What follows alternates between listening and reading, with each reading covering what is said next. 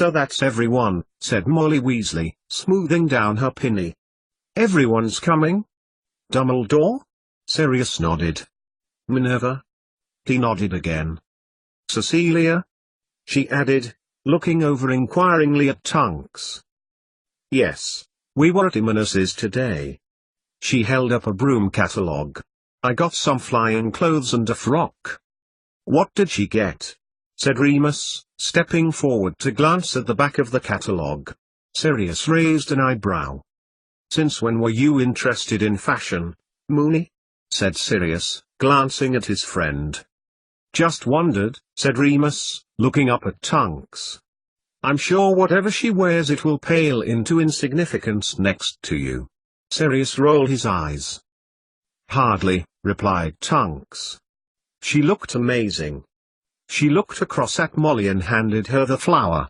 "Blue dress ... halter neck ... empire line ... ruched bodice. When she does her hair she's going to look stunning." Molly nodded back approvingly as Tonks emulated the shape and style of the dress.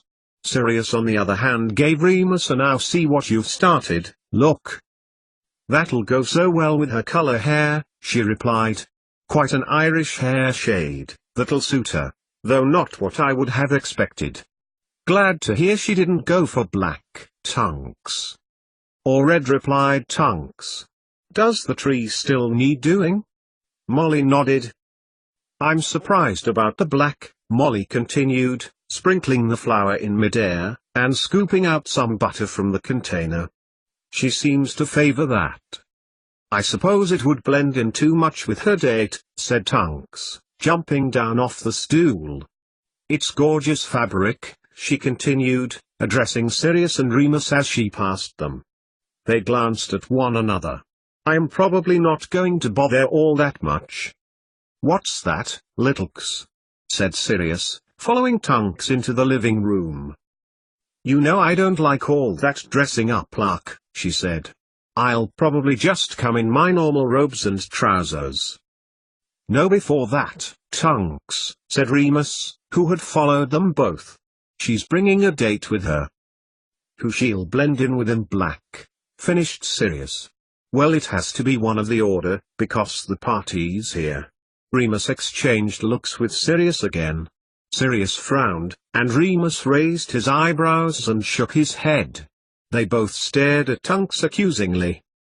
"Snape asked her," said Tonks airily, surveying the height of the Christmas tree. "Do you think yellow decorations or violet?" She turned to look at the two men when there was no reply. "What?" "I think yellow. That's a bright, cheery color for this time of year." Tonks turned to look at Sirius. "Don't you think so?" "Snape," said Remus quietly. "Surely not." "No, Tonks. You've got to be joking. Tell us the truth this time." "That is the truth, silly. She told me Snape asked her to the party." "And she said yes?" "Yeah, else I would have been lying otherwise," said Tonks, sarcastically. "What's the big deal?" "Cecilia and Snape. At the Christmas Eve party? Together?" Sirius walked from the kitchen into the living room, the light from the stars decorating the ceiling highlighting his utter disbelief in his eyes. "You mean she actually said yes? To Snivellus?" "They've been working together, haven't they?" said Remus quickly. "Why shouldn't she?" "But Moony," sighed Sirius in exasperation. "You'd have thought she'd have better taste, even if she is a mole." "You don't think he—" He stopped as Remus shot him a look. "For heaven's sake, Sirius," said Tonks, shaking her head. "They work together, nothing more. He asked her and she said yes. It's only a party, for heaven's sake. Why does it mean so much to you?" "Just a party?" said Sirius, in tones of mock affliction. "Just a party? Oh, my dearest, darling cousin, it's going to be so much more than that." He grinned at Remus, who rolled his eyes. "No, that's where you're quite wrong. It's going to be the best Christmas Eve party the Black household has seen in a long time. Especially now I'm organizing it. All the orders going to be there? Oh yes, thought Remus. The Black Christmas Eve party. He remembered how, when Sirius remained at Hogwarts over Christmas, after his parents had disowned him, he would organize his own with James. Remus stayed once, in their 7th year, when James was trying to get Lily to go out with him and, after spending most of Christmas Day within running distance of the Gryffindor bathroom, had vowed never again. That was until Sirius had suggested it to Dumbledore after the Order meeting a week ago, and Remus considered he'd never seen his friend happier recently. But why was Sirius so concerned with Cecilia's welfare all of a sudden? It was fair enough when she was away at Hogwarts working with Snape. But they'd be here, at Grimmauld Place. He didn't need to worry about her safety. Well, I'm sure she'll enjoy it, whoever she comes with, said Tonks. We all will. Now, are you two going to help me dress the Christmas tree, or aren't you? 88,888,888.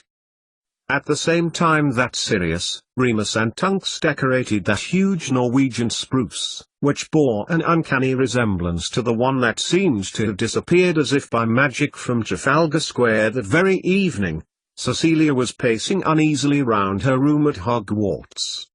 After stopping overnight with Tonks after her presentation at Grimmauld Place almost a fortnight ago, Cecilia was escorted by the young witch back to Hogwarts early on the Monday morning, to the secret passage which came out on the Gryffindor common room corridor. They had chatted about the ball, and Cecilia had asked Tonks what she would wear, thinking that she would wear her black dress and robe that she had bought from Imanus's in the summer. Tonks had asked why she didn't want something new, and when Cecilia hadn't answered, she made her promise that the first thing she'd do would be to see Professor Dumbledore and arrange a time that they could go shopping. It was in fact not the first thing she did by any means, because she had been whisked off by Dobby to the Great Hall and made to eat an outlandishly large breakfast. Then she got into a discussion with Snape about how they should proceed with the magic, which took her up to her first lesson, and by the time the end of that week had come and gone, she had almost forgotten that she should speak to Dumbledore. Professor Dumbledore had been happy to agree to her going with Tonks and, Cecilia noticed, had sought to confirm only that their work was now proceeding on to Harry's potion, which came as a relief to Cecilia, for she had not yet decided what she would do now that her reason for being at Hogwarts was essentially redundant. And, as the days rolled by and the nearer Christmas approached, the more her mind was pressing her for a decision, which she had decided to put off until after she had returned to Hogwarts from her shopping trip to Diagon. Then she would be in a position to know what to do, she reasoned, after having the opportunity to consider every side of it. And now Cecilia sat down from her pacing and glanced at the beautifully wrapped package that was lying on her bed, that contained the ludicrously expensive but divine dress and matching robe that she had fallen in love with at Madame Imanus'. If she were asked on the spot to state plainly what she intended to do, she still could not do so. Her thoughts dwelt on the evidence she had considered since her work had ended. She had, with Snape, found the connection that bound wizards and muggles genetically, which, whatever way you looked at it, was huge. That science had played such a role in all of this, and no muggles knew of it, was truly astonishing. And yet, would it matter? The wizard world hardly impinged on the non-magic directly, unless you considered the murders perpetrated by Voldemort. So if the work was only going to be of use to muggles indirectly, through his defeat, her presence here was unnecessary, especially as Snape, over the past 10 days, had proven exemplary if slow in his synthesis of the work to potions. Ignoring the voice in her head that was compelling her to consider what Sirius had said about leaving for her own safety, Cecilia looked at the notebook on her desk, full of her work, now untangled and plain.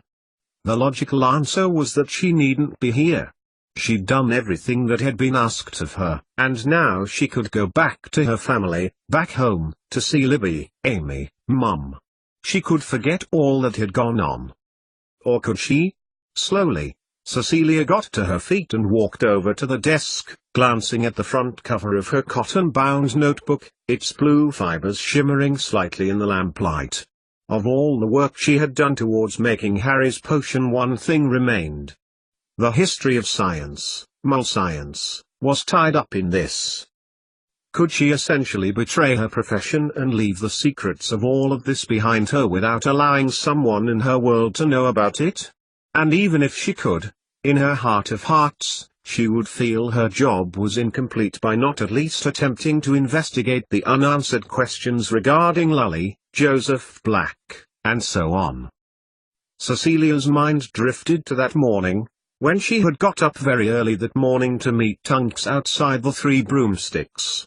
The morning air was sharp and cold, so Cecilia had paced out across the hard ground until the frost-capped buildings of the village came into view. From there they had flew to the Leaky Cauldron, and gone straight to Madame Imonis's. It had been fantastic in Diagon again with Tunks. Because it was so close to Christmas, all the shops were decorated with beautiful lights and displays, and at lunchtime, having gone through the first floor of Imonis's, they'd decided to have lunch. Down a dark alley they had gone, just off the main street, for a pot of tea and a mince pie in a small tea shop, and Tunks explained that her mum used to take her there at Christmas when she was very young. As they sat on rickety wooden chairs perched on uneven floors and sipped tea, they'd sat and chatted about Christmas, and Tunks had asked her what she was going to do now she had made the link. "You mentioned leaving when you'd finished," said Tunks. "Are you still going to do that?" Cecilia had nodded, mouth full of rich, delicious mince pie. "But I haven't decided how long for yet. It's going slow with Severus's work at the moment, so what I thought was to return, and contact him after Christmas, to see whether he still needs my assistance. Though." Cecilia stopped, swallowing the mince pie and taking a sip of tea. "What?" Cecilia looked down. "To be honest, I'm not sure. I imagined I would be home once I've finished this, at Christmas, for good, and I didn't know what to expect when I came back from your cousin's house last week, and at the moment, things just seem like they were before at Hogwarts. But Severus seems to be implying he requires my assistance." "He actually said that?" said Tunks, amazed. "Not in so many words." "I don't think he does. He knows as much science as I do. To be honest, I'm not decided, Tunks.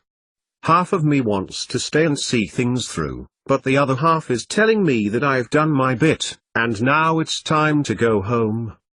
She paused, stopping herself from mentioning Sirius's advice, and looked at the young witch, who grinned back at her.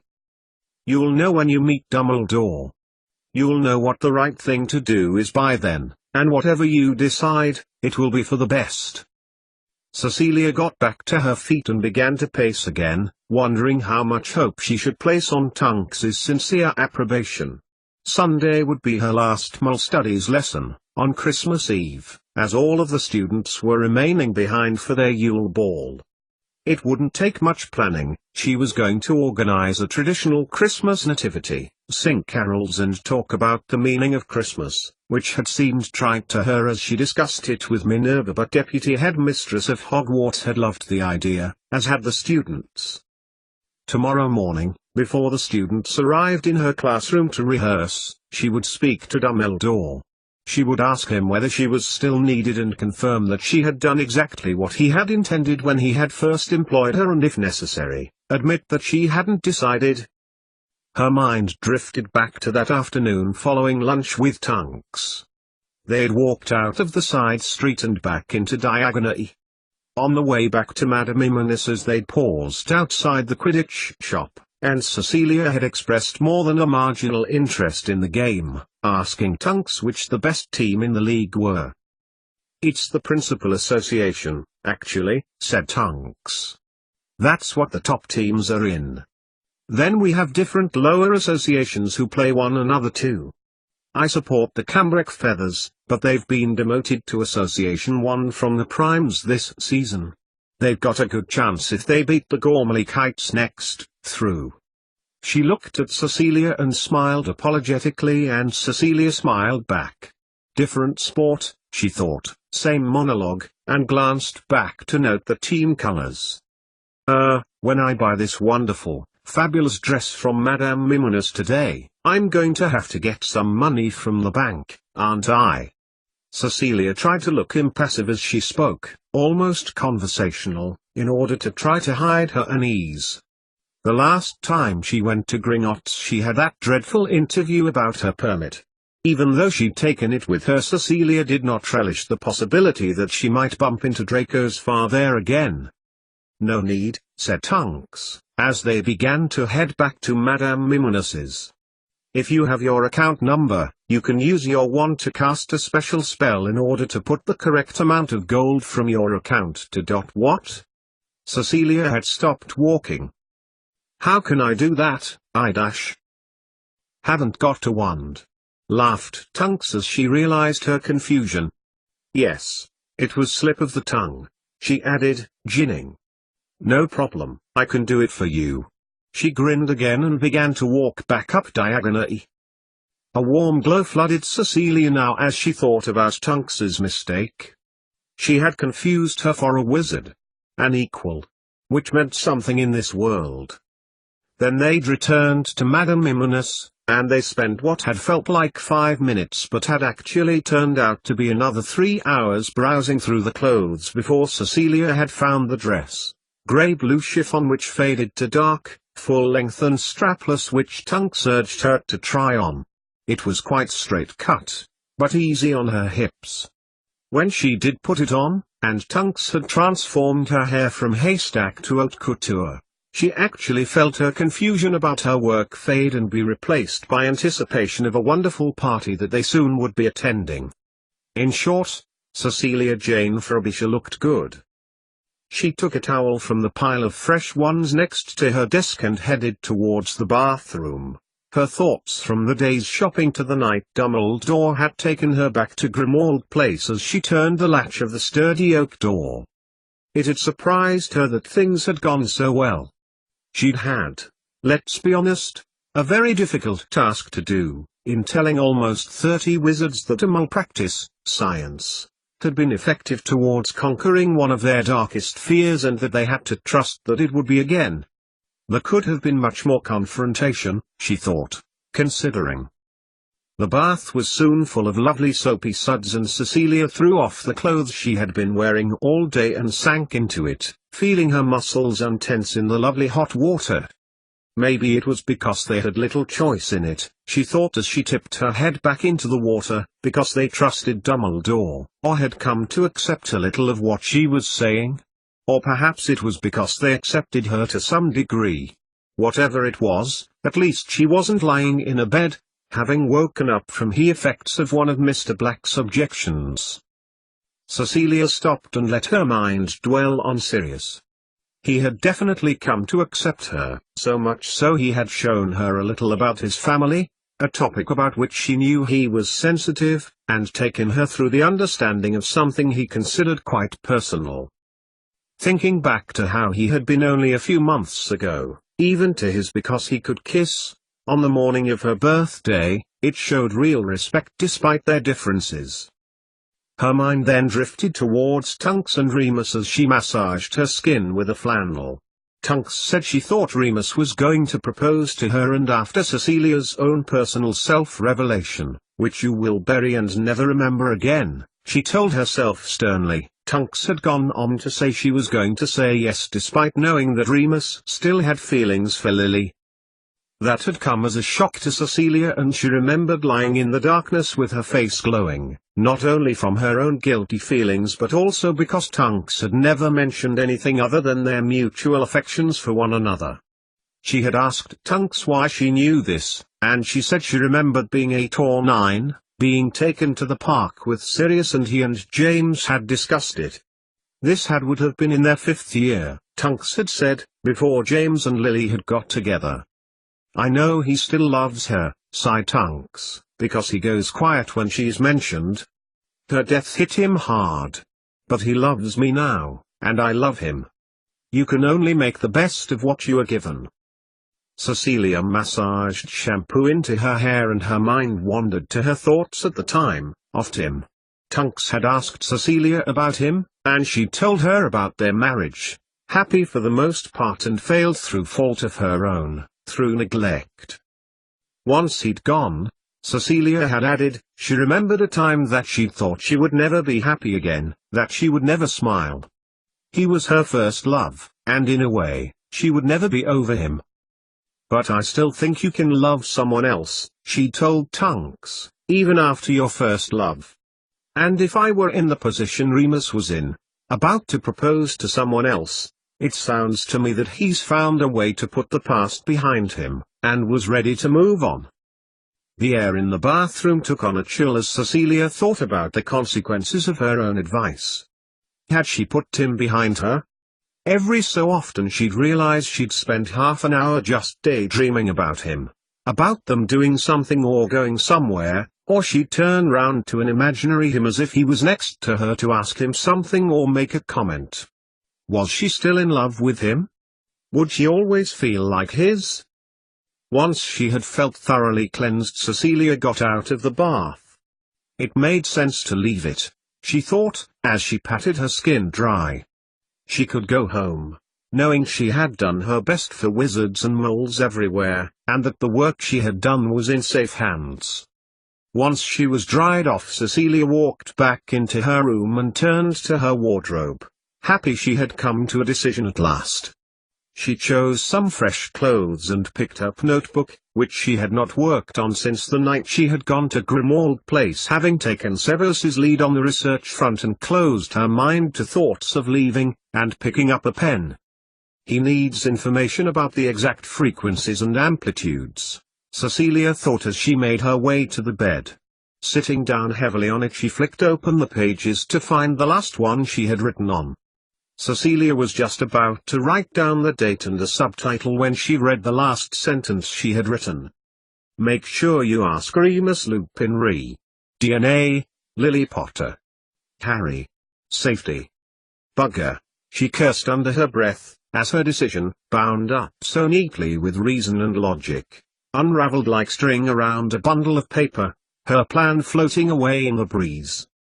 He said he was going to help her, didn't he?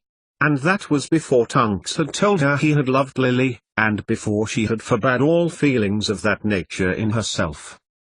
Snapping the book closed and placing it on the floor, Cecilia sighed as she realized she was back to square one on the decision-making front. Pulling the covers over her, she forced all thoughts of parties, wizards, magic, science, and home from her mind and drifted off gradually to sleep. 88,888,888.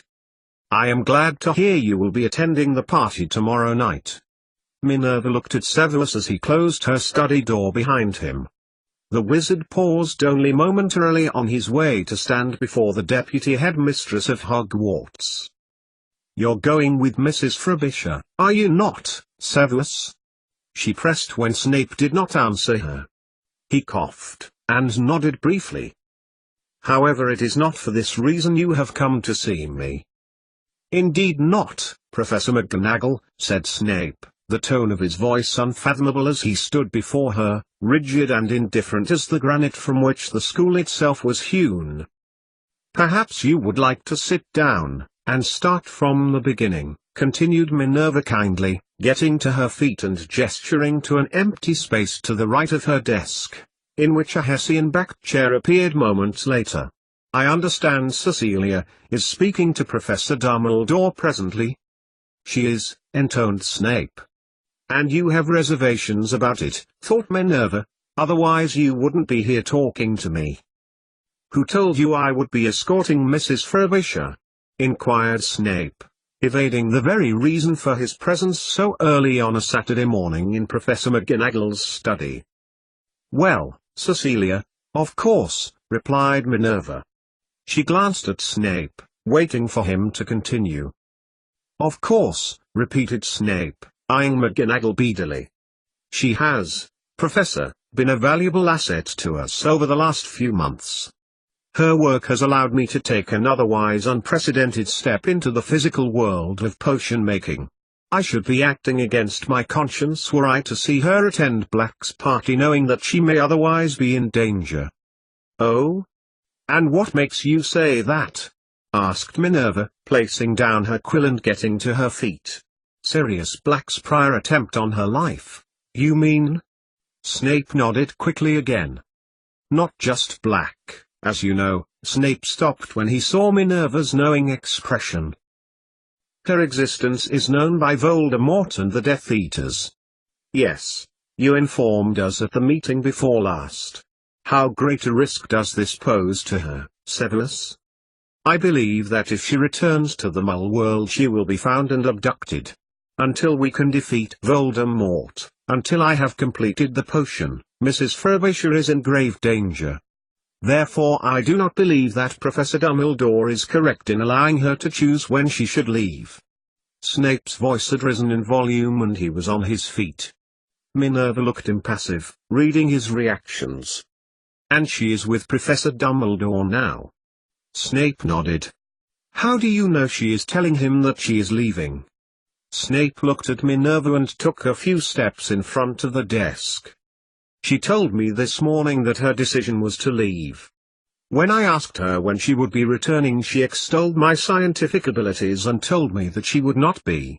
Severus Snape took a few steps back in front of Minerva McGonagall, who was watching him get more and more flustered as he spoke. He resented praise, she recalled, and watched as the wizard before her turned briefly back into a young boy through his reactions. What are the consequences, then, should she return? Are you suggesting Cecilia should know of them? I do not wish to stop her doing whatever she wishes, but she does not deserve to know the danger she faces when she returns. This work I do. He paced furiously before Minerva's desk. It will take time with the other duties I must perform when I must leave at such inconvenient moments. There is only one chance for it to work, so I have to be certain that it is effective. Snape stopped speaking suddenly and returned to his seat, glancing at McGonagall as he did so, his stony exterior returning once more as he waited for her to speak. She is dear to a good many of us. I doubt any of us in this world would wish her to be the victim of Muggle attack, or that any harm should come to her in any other form. The witch stopped and got to her feet, making her way towards her fireplace and conjuring a crackling blaze from the glowing embers. What are you suggesting? I have her safety in mind, as do you, which I can see, with reference to your honorable offer of your arm for the Christmas Eve party. Snape nodded slightly again.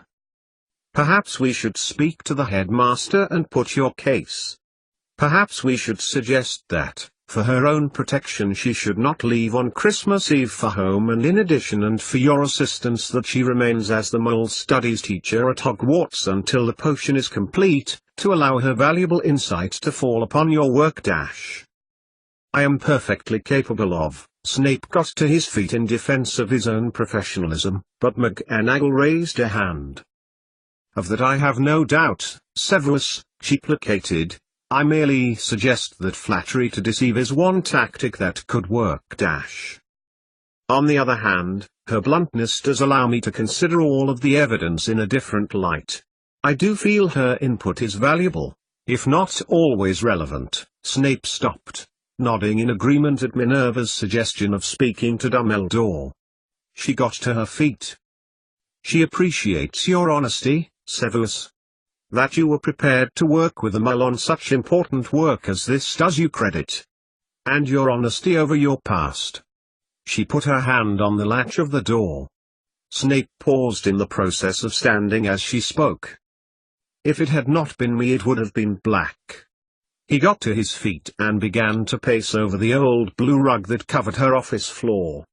Besides, it would not have made for a professional relationship when I am gone for long periods of time, which is more likely happen more often if they believe she is vulnerable. He stopped, absently rubbing his left forearm. Minerva closed the door. Mrs. Frobisher is not the same as a Muggle, Minerva.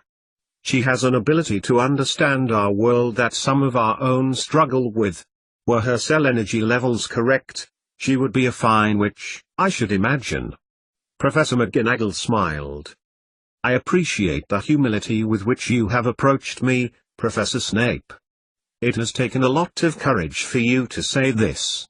Wait here and I will fetch the headmaster. 88,888,888. Cecilia's mind had drifted back to last Christmas as she sat waiting for Dumbledore to return.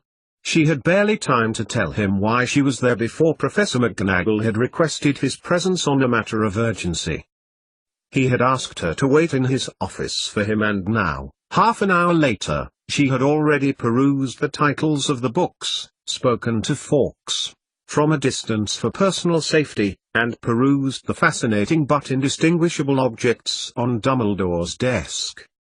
Cecilia's mind sagged as she filed away her unspoken decision behind warm, fizzy-edged images of last year, sitting on the sofa with Freya, playing Hungry Hippos with her and her mother, eating mince pies and drinking sherry with Libby after Mass, and feeling a little hypocritical at attending church only once that year.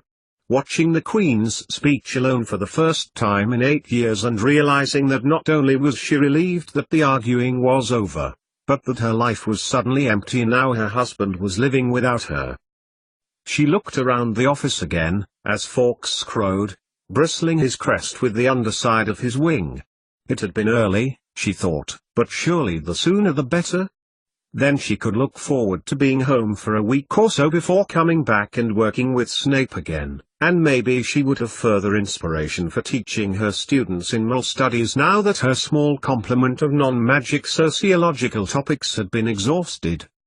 And this year it would be so much better, she told herself, as she turned to look at the pictures, their occupants dozing in their frames, inhaling and exhaling presumably artistic impression air. This year she had actually accomplished something to which she could continue to contribute, helping to bring one of the biggest threats to ordinary people, non-magic people, to an end. Where is he? Thought Cecilia aloud, pacing back to the chair before Dumbledore's desk. She had hoped this would be quick, so she could send a letter home to inform her sister and to pass on the information. Probably heading back right this minute, warbled a voice from the ex-head of Hogwarts portrait wall. Or, he could be discussing the finer points of Flobberworms with that stupid idiot Hagrid, it added. Oh, do be quiet, Phineas, she heard another voice snap. No one wants to hear that sort of talk here. Don't listen to Nigellus, my dear, said Dylice, he's having an off day. I'm sure young Dumbledore won't be much longer. Then you can get on with your play. Cecilia looked round in astonishment. How did you? Got a frame in your classroom, haven't you noticed? Asked Dylice kindly. Looks like you've been getting on with the job well. The students have been lining up all morning looking for you. Quite the most popular Mole Studies teacher, by all accounts. There's nothing clever about that, intoned Phineas Nigellus, stiffly. I banned all mention of moles when I was headmaster and dash. And the students were worse off for it, finished another portrait, one of Dippet, to the right of Dylice. It was in fact the very third thing I did, reinstate Mole Studies, when I became headmaster, right after abolishing the Junior Anti-Mole League and sending out letters to mole-born wizards.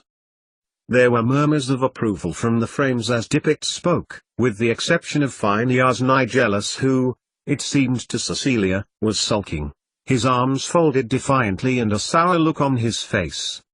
So if there's anything we can do in order to make up for Nigellus' policies when he was headmaster, please tell us, finished Dippet, smiling warmly at Cecilia. Yes, confirmed Dylice, please.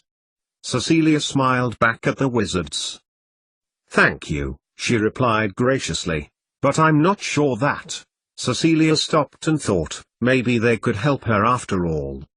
I've got somewhere with what Dumbledore was investigating, she began, looking at each one, including Phineas, in turn. I have done what he has asked, but I'm convinced there is more to it than just the link we've found. It's complicated. Often is, said Dippet, looking at Tobermory. He agreed. Yes, nodded Dyliss. They waited for her to continue. It also involves some other wizards, from the past. Some you may know, if you can remember when they were at school.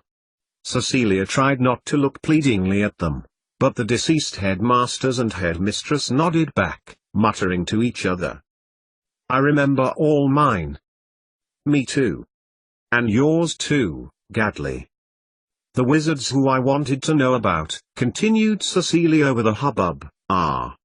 She stopped, as they gave her their full attention. Raymond Lully. Dyliss? One of yours? The old woman nodded, winking at Tobermory, who had fielded one of her students successfully. Someone by the name of dash something. Cecilia stopped, watching as they looked around confused. Something. Something what, girl? Asked Dippet sharply. I don't know, conceded Cecilia, but he would have been around at the same time as Raymond Lully. And Joseph Black, at the name. Phineas Nigellus sat bolt upright in his frame, his prior disinterest fading and the colours in his frame returning. 1728 to 1799. She added, hopefully, as the portraits stopped chatting amongst themselves, and looked at her sternly. We do not speak of him, intoned Dyliss, coldly, and considering his actions against Muls, we are very much surprised that you are interested in that wizard. Cecilia looked at the portraits again in turn. Each, with the exception of Phineas Nigellus, was wearing a suitably sombre or rebukeful expression. It's because of that I need to know, insisted Cecilia.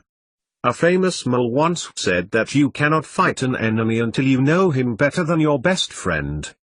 An insightful sentiment, conceded Dyliss, after exchanging glances with the portraits. Very well, as I am to speak of Raymond Lully to you, so will I for Joseph Black, though I must stress to you, young lady, that what you would hear is not pleasant, especially for one such as yourself. Cecilia nodded, watching as the other portraits, not required at the present time, faded as Phineas Nigellus had done in Sirius Black's study. Raymond Lully. Dyliss pondered, resting her chin on her hand. I recall the young man, very interested in Muls, so I recall. Got into a fight with Cassandra S. Black over it. Did not study newts, went straight out to work for the Ministry of Magic. Was there anything in particular that, began Cecilia, hoping that if she mentioned the word reciprocator Dyliss would enlighten her, but the ex-headmistress held up a hand, as if Cecilia was interrupting a flow of thoughts being received from a long way away. Worked for the ministry for 40 years. Best friends with Percival Pomfrey. His great-granddaughter is the current healer in the hospital wing here, the portrait added, looking over the top of her painted spectacles, knowingly. Worked within Mole relations all his life. Died in the Goblin riots, however I believe you already know this. Dyliss continued to look at Cecilia, fixing her with a stare, and Cecilia nodded slowly. Now, continued the portrait, Joseph Black. Ah yes. Before my time, long before my time. However, his terrible legacy lives on now, through his descendants, and through Tom Riddle Jr.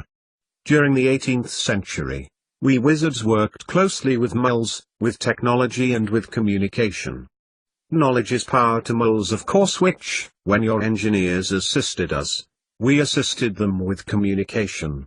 Helped towards Britain remaining free of the Imperial French, as I recall. Joseph Black in particular, helped too. His work on isolating airs helped your scientists into the age of power. She stopped, before adding, until he changed his mind about Muls.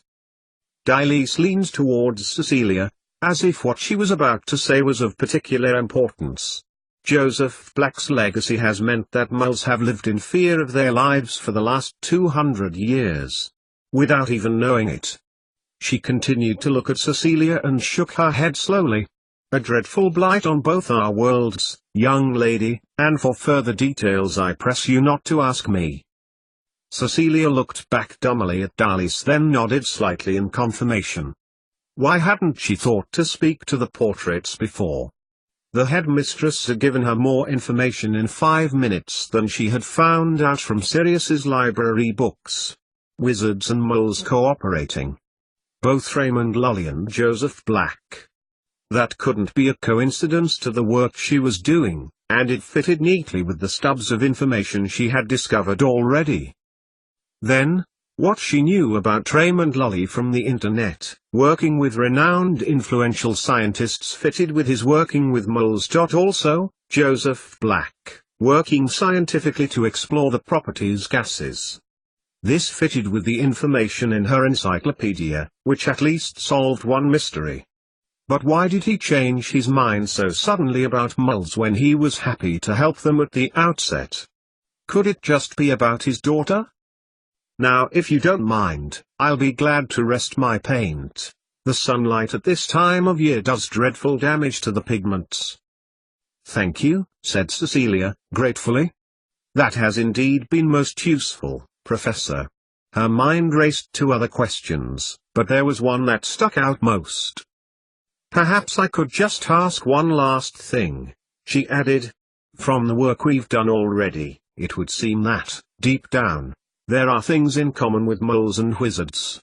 We share. She paused, trying to think of an appropriate phrase to use in conversation with a painting of a wizard headmistress from almost 100 years ago, certain characteristics, and that wizards can sort of forget about being wizards.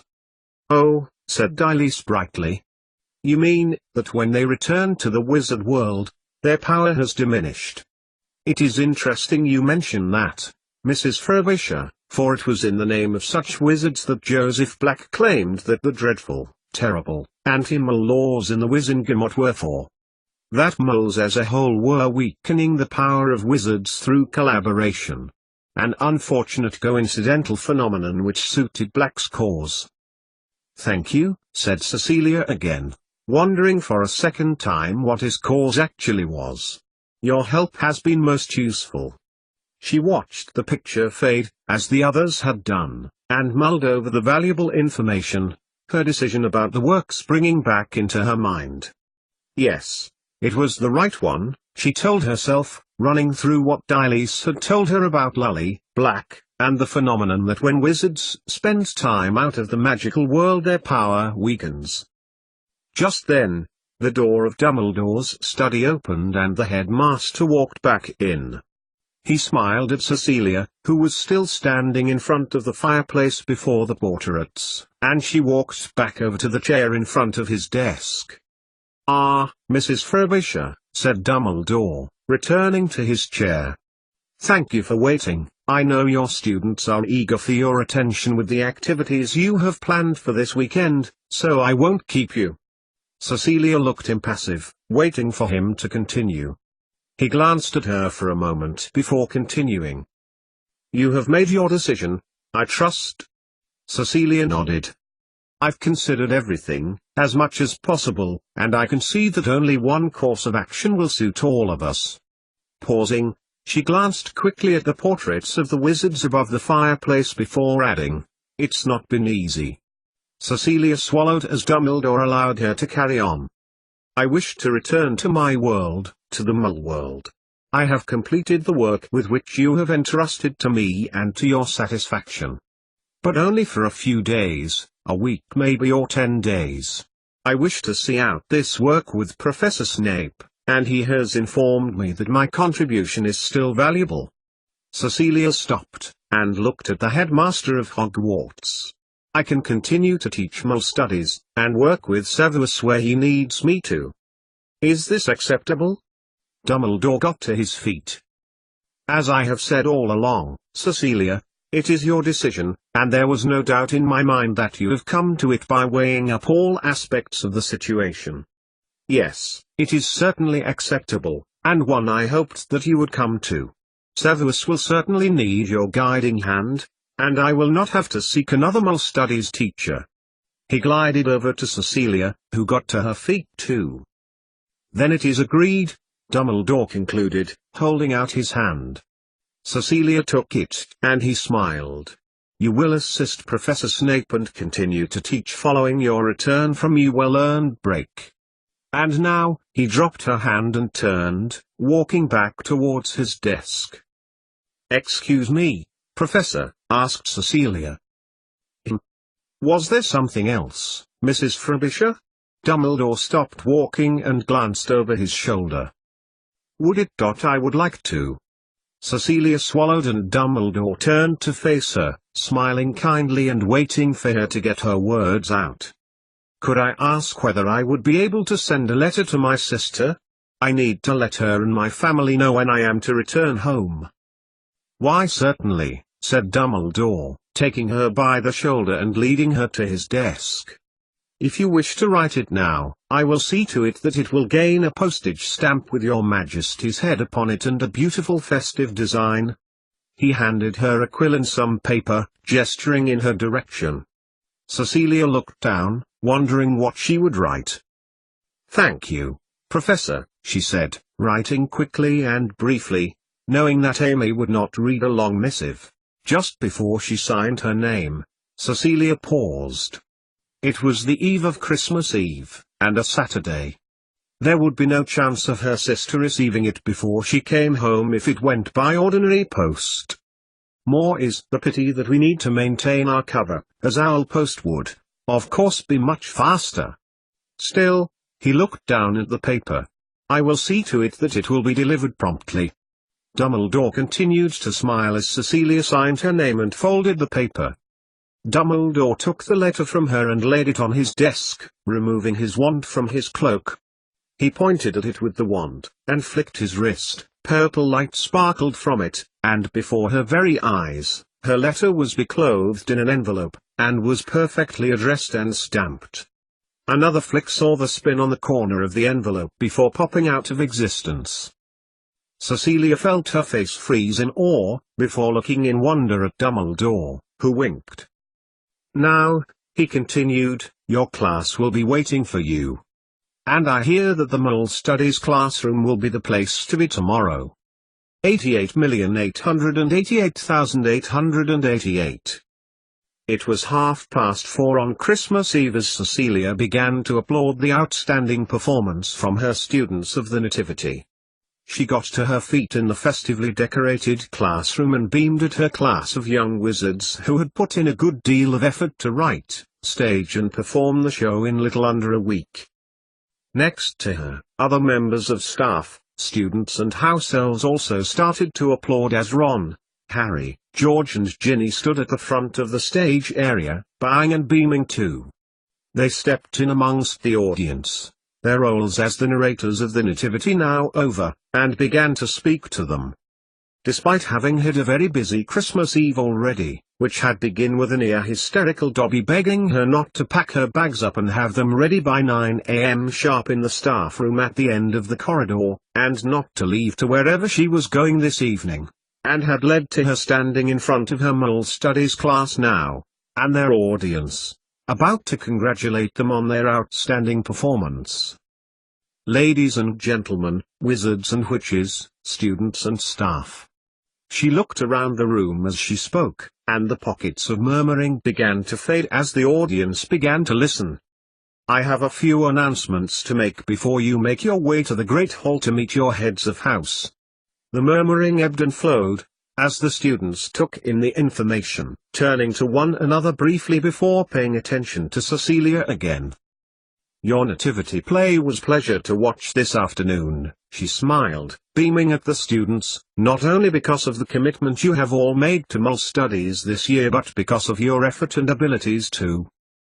It is my hope that the story that you portrayed this afternoon is one that I hope will live on every year, if only when you grow and tell to your children. She smiled as the audience began to chat quietly, recalling the astonished and enthralled they were when they became aware that the Christmas story had actually taken place, rather than mythological, which had been the prevailing opinion. Now, Cecilia continued, until we meet again, when you return next term, I wish you all a very Merry Christmas. She beamed again. her speech over, and bowed her head, stepping forward through her students to Professor McGonagall, who had insisted along with Dumbledore and one or two other professors that they be present. "Marvelous," said Minerva, smiling at Cecilia as she approached. "They couldn't have done it without such an inspiring teacher." Cecilia felt herself blush. "They were the ones who did it, though," Cecilia smiled. "They put the effort in. My contribution was negligible." "Au contraire," said Fred Weasley, who stepped towards Professor McGonagall and Cecilia. "Professor, I don't think you should allow Mrs. Frobisher to be so modest. Do you know that Mrs. Frobisher wrote that all herself?" Both Cecilia and Minerva turned to Fred. "Thank you very much for your input, Mr. Weasley. We were all very impressed by your performance, and that of your brother. Tell me, where is the rear end of the camel?" "Here," said George, still wearing the trouser half of the camel costume. "Thank you, Professor, we will endeavor to treasure your praise, so rarely it comes our way." He winked at Fred. "Perhaps we could transfigure ourselves into camels in your next lesson, Professor?" "Cecilia," continued Minerva, turning away from the Weasley twins, who were guffawing at their own brand of humor. "You have made the room look beautiful." She waved her arm in an arc at the decorations that the students had made without magic and she had put up the day before. "And that you managed to involve all of the students in this? A great achievement." That hadn't been difficult, thought Cecilia. There were far fewer students in her classes now, and of those that remained they were mostly from Gryffindor. Those that hadn't acted in the Nativity had been involved in making costumes, adapting the script or helping the main characters learn lines. "Thank you, Minerva," said Cecilia graciously. "I'll be seeing you tonight, won't I?" After a short while. "Yes," replied Professor McGonagall. "I am, regrettably, on duty for the early part of the evening, for the Order, although I will join you all later on in the evening. Now, I must be going. I have to meet my house for a formal address." "Bye," said Cecilia, as Professor McGonagall departed. She turned, and looked at the Mole Studies classroom. Many of the students had stowed away their costumes in the cupboard, and were drifting out of the classroom in dribs and drabs, chatting and laughing, full of seasonal merriment. "I'll just clean up in here a bit, and go and have a bath," she thought to herself, picking up one or two of the decorations which had fallen off the wall through the heat of the fire. "Here you are," said Harry, handing her a smaller of the streamers that had fallen to the floor. "Harry," said Cecilia, taking it from him, "I should wash your makeup off before you meet Professor McGonagall if I were you. A wonderful performance, this afternoon, Mr. Potter." She smiled at her wise man number 2, as did wise man number 1, Ron Weasley. "You do look a sight," said Ron. "It's all run down your cheeks." "Thanks," said Harry, turning from his friend. "Thanks, Mrs. Frobisher," he said. Cecilia paused as Harry stopped. He looked like he had something else to say, but didn't quite know how. "What can I do for you, Harry?" Harry looked slightly surprised, and glanced sidelong at Ron. We know you are leaving at Christmas, and you're coming back," said Harry slowly. Cecilia nodded patiently. She had told them yesterday afternoon, as they were preparing for the Nativity. "We were wondering, well, thinking really." He stopped as Ron nudged him in the ribs. Harry looked at him sharply. "We know how you've done tons of work, and you haven't looked your best in ages." Cecilia felt her mouth begin to fall open. "And you haven't found out much since you left to tell the Auror." Ron stopped as Harry nudged him in the ribs. "Well anyway," continued Harry, "we got you this." He held out a brown bag, tied at the top with a woolly string. "Seeing as it's Christmas and everything." Harry handed it to Cecilia, who racked her brain to think what to say. "Thank you," she said eventually, looking at the packet. "Can I open it now?" "It's from Bouts in Diagonui," said Ron. "Ginny and Fred and George and Hermione, me and Harry all clubbed together. You can put it in your bath when you get home. It's not magical or anything, it's just some bubble bath. Cecilia felt her heart glow as she looked at the brown label declaring the lotion to be filled with ye bliss of 1000 blossoms. Ron and Harry had become paradigms of good students these past few weeks, especially Ron, who could barely pluck up the courage to answer her in class without turning red at the beginning of term, now showing all the signs of being a less errant version of his older twin brothers. "Oh," said Harry, "and I need to return this. Now we've finished our project on famous smells. You might need it for your research." He held out her encyclopedia. "I don't know what to say about this," she added, looking at the bubble bath, "except thank you. And I would like you to keep the encyclopedia, Harry," she added, smiling warmly at the two young wizards. "Wow, thanks," said Harry, grinning at Ron as he tilted the book towards his friend. "No, thank you," said Cecilia.